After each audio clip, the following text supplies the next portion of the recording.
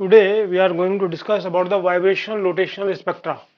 So vibrational rotational molecular spectra arise from the transitions between vibrational energy levels associated with the same electronic level of the molecule and occur in the near infrared region of the electromagnetic spectrum. तो हमारे पास जो ये spectrum है कहाँ पर मिलेगा 1 micron to 10⁻²2 micron reason में मिलेगा और these spectra observe in the absorption ये स्पेक्ट्रा हमारे पास एब्जॉर्प्शन में मेजर करता है यानी कि हमारे पास एनर्जी जो एनर्जी जब हम देते हैं तो इलेक्ट्रॉन हमारे पास कहाँ जाएगा from the lower state to the upper state तब हमारे पास एब्जॉर्प्शन स्पेक्ट्रम हमें मिलेगा तो the spectrum of a molecule like HCl consists of an intense band known as fundamental band accompanied by a number of weak band at waves number approximately double triple of the fundamental band. तो ये हमें यहाँ पर एक fundamental band मिलेगा उसके बाद ये वीक बैंड हमें मिलेंगे तो ये हमारे पास वीक बैंड होगा at wave numbers approximately double triple and of the fundamental ये वीक बैंड हमें डबल ट्रिपल फ्रीक्वेंसीज पर मिलते चले जाएंगे तो molecule as a harmonic oscillator तो हमने ये क्योंकि मॉलिकुलर स्पेक्ट्रा है तो एक एटम से ज़्यादा हमारे पास होगा इसमें तो एक एटम से ज़्यादा हमारे पास होगा तो तभी मॉलिक्यूल बनेगा और फिर ये हमने पिछले लेक्चर में बताया कि ये जो है हार्मोनिक ऑक्सीलेटर की तरह वर्क करेगा तो the simplest possible assumptions is to treat the molecule as a harmonic oscillator यही हमारे पास हमने पहले पिछले लेक्चर में भी किया ये तो the potential energy function under whose influence the nuclei vibrate is then parabolic तो ये हमारे पास जो पोटेंशियल एनर्जी फंक्शन होगा वो क्या होगा हमारे पास पैराबोलिक फॉर्म में होगा एंड किस इक्वेशन से लिख सकते हैं हम इसको V r equal to half k r minus r e का होल स्क्वायर इक्वल टू ये आ जाएगा हाफ के एक्स स्क्वायर के क्या है हमारे पास फोर्स कांस्टेंट है r is the intermolecular distance है इंटरमोलिकुलर यानी कि मॉलिक्यूल के बीच का डिस्टेंस हमारे पास है x is the displacement of the oscillator from the equilibrium position है तो the Schrodinger wave equation describing this motion would be ये हमारे पास श्रोडिंगर इक्वेशन हमारे पास क्या हो जाएगी d two psi upon d x square plus 8 pi square nu mu upon h square E minus half k x square psi equal to 0 तो mu क्या है हमारे पास जैसे पिछले लेक्चर में हमने किया था तो ये क्या है reduce mass of the oscillator है of the diatomic molecule now the solving of the Schrodinger equation gives the result that the eigen function psi are क्या होगा सिंगल वैल्यूड होगा फाइनाइट होगा एंड कंटिन्यूअस होगा only for certain discrete values of the energy capital E for certain discrete value energy के लिए ये हमारे पास सिंगल वैल्यूड होगा फाइनाइट होगा कंटिन्यूअस होगा जो हमें चाहिए तो ई की वैल्यू हमारे पास क्या आ जाएगी एच न्यू ऑसिलेशन ब्रैकेट में न्यू प्लस 1/2 तो न्यू ऑसिलेशन जो है हमारे पास 1/2 पाई अंडर रूट के अपॉन न्यू यानी कि फ्रीक्वेंसी ऑफ द ऑक्सीलेशन जो है हमारे पास वो क्या आएगी ये आएगी 1/2 पाई अंडर रूट के अपॉन न्यू तो this gives the allowed energy for the harmonic oscillator nu is called the vibrational quantum number which can take the integral values वो क्या ले सकता है nu की वैल्यू 0 हो सकती है 1 हो सकती है 2 हो सकती है 3 हो सकती है a special feature of quantum mechanical oscillator is the existence of a 0 point energy half h nu oscillation तो हमारे पास जो है अगर न्यू की वैल्यू 0 हो जाए जैसे हमने तो ये सी की वैल्यू क्या हो जाएगी हाफ एच न्यू हो जाएगी हमारे पास तो हाफ एच न्यू क्या हमारे पास क्या कहलाती है oscillation that is the 0 point energy कहलाती है 0 पॉइंट एनर्जी तो let us now investigate the expected spectrum of such an oscillator the vibrational term अगर हम इसको एस से डिवाइड कर दें तो हमारे पास क्या आएगा G nu that is the wave number वो क्या हो जाएगा nu oscillation divide by c into nu plus 1/2 इसको हमने किससे डिवाइड कर दिया एच सी से डिवाइड कर दिया तो हमारे पास ये आ जाएगा इक्वेशन 4 आ जाएगी तो nu oscillation divide by c is the classical frequency in per centimetre क्योंकि वेव नंबर है तो it is known as vibration constant denoted by omega तो इसको हम किससे डिनोट करते हैं ओमेगा से तो हमने यह जी न्यू क्या हो गया ओमेगा इंटू न्यू प्लस 1/2 पर सेंटीमीटर हमारे पास ये वेव नंबर हो गया तो सब्स्टिट्यूटिंग न्यू इक्वल टू 0.2 तो ये अगर हम 0 पुट करें तो हाफ ओमेगा आ जाएगा अगर 1 पुट करें तो 3/2 ओमेगा आ जाएगा और ये 2 पुट करें तो 5/2 ओमेगा और 3 की वैल्यू पुट करें तो 7/2 ओमेगा आ जाएगा तो इसका मतलब ये है कि हमारे पास ये स्पेसिंग जो है 1/2 ओमेगा, 3/2 ओमेगा, 5/2 ओमेगा में जो स्पेसिंग है वो हमारे पास ओमेगा की स्पेसिंग हमारे पास आ रही है। तो thus we have a series of equipped vibrational levels, the common separation के आगे हमारे पास इनमें ओमेगा आ गया पर सेंटीमीटर। तो when a transition take place between upper level nu dash and a lower level nu double dash, the wave number of the emitted or absorbed radiation हमारे पास wave number क्या आ जाएगा, ये अपर लेवल है और ये lower level है, तो nu बार हमारे पास जी न्यू डैश माइनस जी न्यू डबल डैश आ जाएगा। तो ये हमारे पास न्यू इक्वल टू 0 1 2 3 4 5 ये पोटेंशियल एनर्जी है हमारे पास, ग्राफ जो है पोटेंशियल एनर्जी का, और इसके कॉरस्पॉन्डिंग जो है हमारे पास एनर्जी जो है वो क्या है, वेव नंबर है half omega, 3/2 omega, 5/2 omega, 7/2 omega, 9/2 omega जो हमने यहाँ पर निकाली है। और ये हमारे पास जो फंडामेंटल बैंड मिलेगा वो ये मिलेगा ओमेगा का ये वेव नंबर। तो फॉर क्वांटम मैकेनिक्स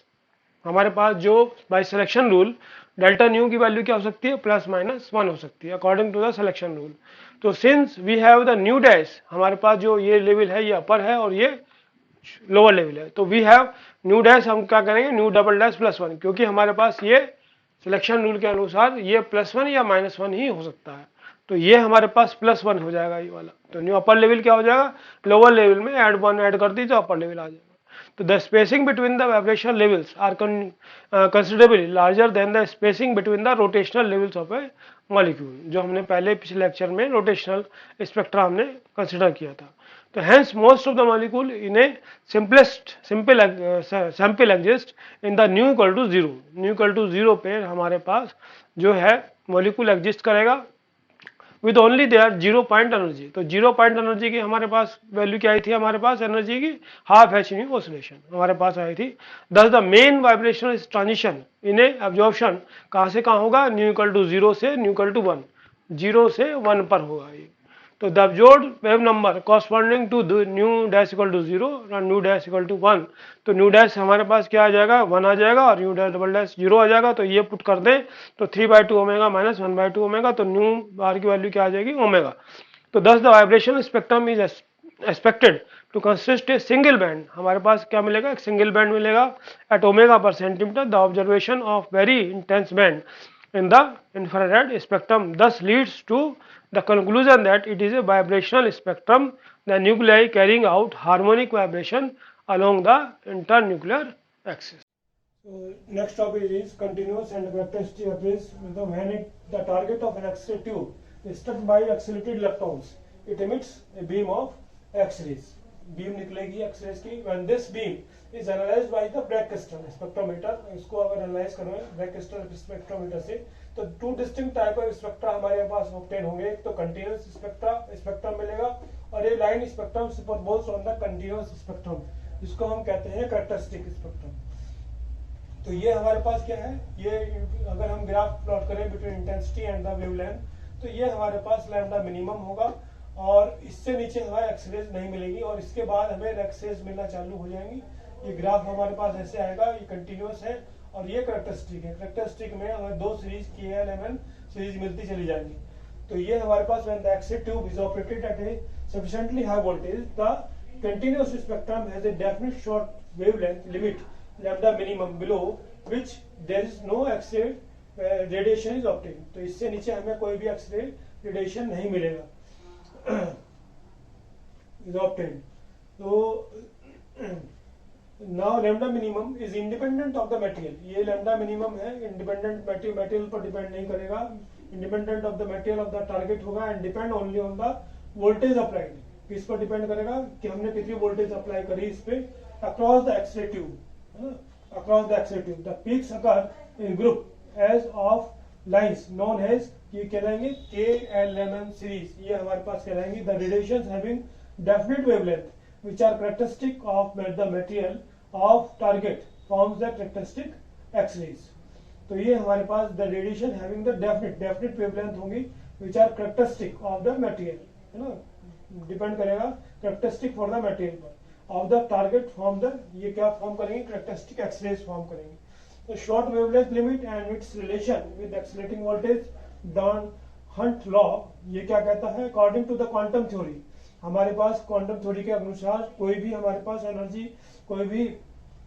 एटम अगर अब्जॉर्ब करता है तो उसमें अब्जॉर्प्शन स्पेक्ट्रम, और अगर वो ऊपर से हायर ऑर्बिट से लोअर ऑर्बिट में कोई भी इलेक्ट्रॉन आता है तो उससे हमें क्या मिलता है, एमिशन स्पेक्ट्रम मिलता है। And according to the quantum theory the radiations emitted और absorbed discrete packets of energy, ये क्या करेंगे, एनर्जी पैकेट्स डिस्क्रीट की फॉर्म में यूज करेंगे, यानी कि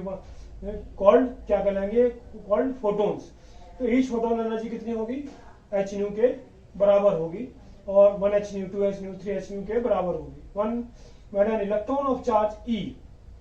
emitted from the cathode X-ray tube is accelerated through a voltage V, कितना है इलेक्ट्रॉन का चार्ज E है, और हमने जो वोल्टेज दी इसमें कैपिटल V है, applied across the tube, across tube के अक्रॉस अगर हम अप्लाई करें तो इट रिक्वायर्स से काइनेटिक एनर्जी कितनी होगी, उसमें काइनेटिक एनर्जी कितनी आ जाएगी, E into V capital V के बराबर आ जाएगी। कैपिटल V क्या है, वोल्टेज है जो हमने अप्लाई करी। So when this electron collides with an atom of target,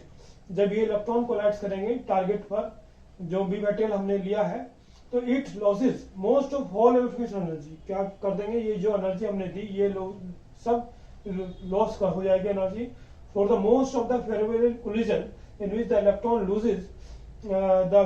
whole of the energy in a single collision with the target atom, an X-ray photon और maximum energy h nu maximum is emitted. तो हमारे पास X-rays emit होगी किस energy की, H nu maximum के अनुसार होगी, emitted होगी। दस फॉर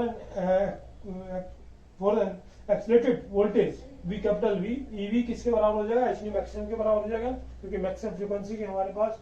जो है एक्सरेज आएगी, तो न्यू फ्रीक्वेंसी जो है वो EV अपॉन एच के बराबर हो जाएगा। और न्यू मैक्सिमम अगर फ्रीक्वेंसी मैक्सिमम होगी तो वेवलेंथ क्या होगी, मिनिमम होगी, तो न्यू मैक्सिमम के कॉरस्पॉन्डिंगली लैम्डा मिनिमम हो जाएगी, क्योंकि ये इनवर्सली प्रोपोर्शनल है। तो ये क्योंकि इलेक्ट्रोमैग्नेटिक वेव्स हैं हमारे पास, तो रेज हैं,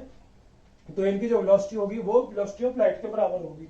तो लैम्डा मिनिमम आ जाएगा velocity of light divide by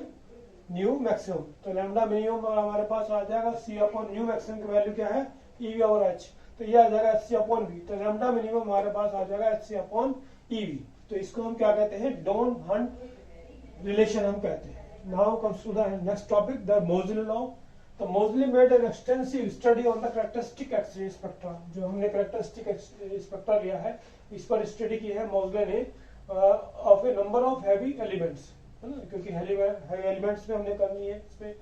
जो हमने ली है target, and observed a simple relationship between them, है ना, सिंपल रिलेशनशिप हमने निकाली है। He found that the spectra of different element are very similar and with increasing atomic number Z। तो the spectral line shift toward the higher frequency. He plotted a graph of K series, K series के लिए graph plot किया between under root frequency and the atomic number. तो ये हमारे पास कहां से start होता है, ये ग्राफ यहाँ से ये के अल्फा के लिए और ये के बीटा के लिए आता है। तो he plotted the graph of the K series between the square root of the frequencies and the atomic numbers of the emitting electrons। तो जो भी टारगेट है जिसका एटॉमिक नंबर, जो भी हम मेटेरियल लेते हैं उसका कुछ ना कुछ एटॉमिक नंबर होगा। तो and found a straight line, ये क्या हमें मिला, एक स्ट्रेट लाइन के रूप में मिला। Hence the square root of the frequency of a K line, square root of the frequency of the K line जो है वो is closely proportional to the atomic number. ये हमारे पास किसके प्रोपोर्शनल है, एटॉमिक नंबर के प्रोपोर्शनल होगा, atomic number of the emitting electron. This is called the Moseley law and may be expressed as under nu क्या होगा, k इंटू ब्रैकेट में z माइनस बी। z क्या है, atomic number of the element, जो भी हम target लेते हैं उसका एटॉमिक नंबर जो भी है, और k and b are the constants for a given transition of the K series. Thanks.